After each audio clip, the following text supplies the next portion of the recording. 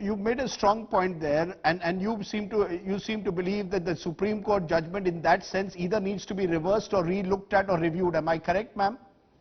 Absolutely. I think this is very unfair, uncalled for. I think it's a PIL filed by somebody who doesn't even know the facts, and the judge has basically ruled without even factoring all these aspects.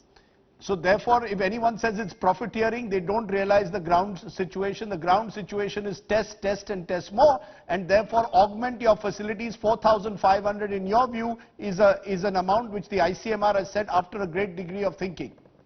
Yes, and that's what it's costing the government anyway. And the second thing I also want to say is, Rajdeep, I think the judge at the Supreme Court would have been in a better position, it would have been fitting for the judge to have said, okay, those who want to, those who are insured, he should have actually instructed the insurance companies to, give the claims made by insured people to reclaim the cost of the test.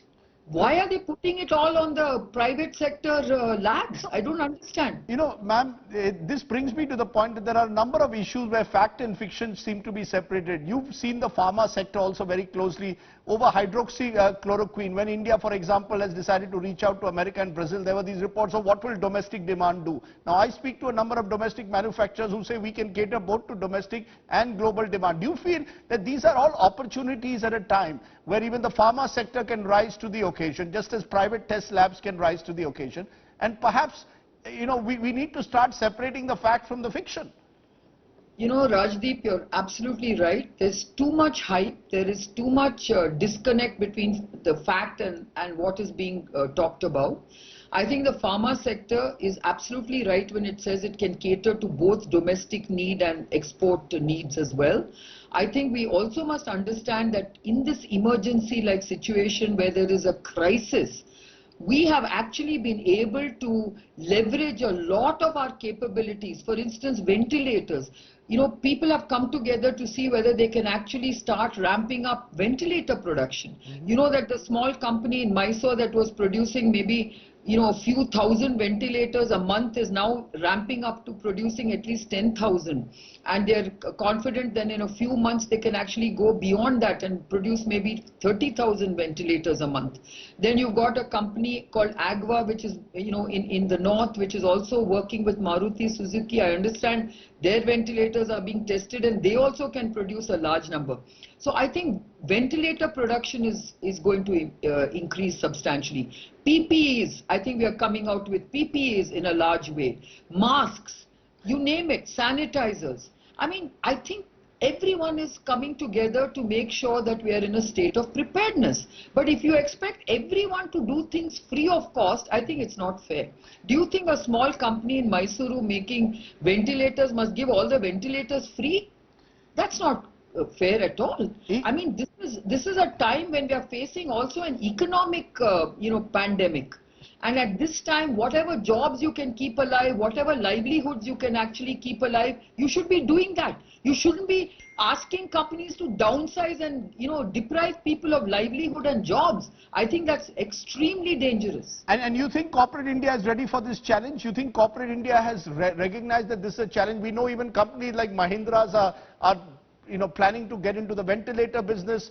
Other companies are also looking at opportunities that exist, perhaps not just business opportunities, but corporate social responsibility opportunities.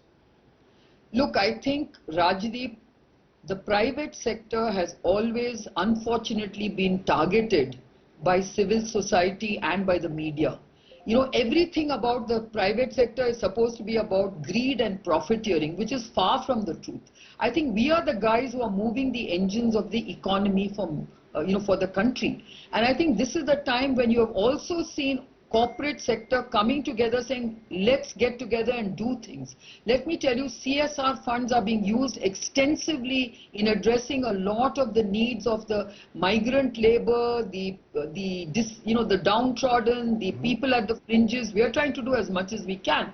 On the other hand, we are also looking at how do we repurpose businesses and address all these urgent medical supplies. So I think a lot is being done by the private sector, whether it's kit manufacturing, whether it is developing new tests rapidly, whether it is trying to develop a new vaccine. I mean, all this costs money, and we are all putting in our own investments to see how we can quickly do that.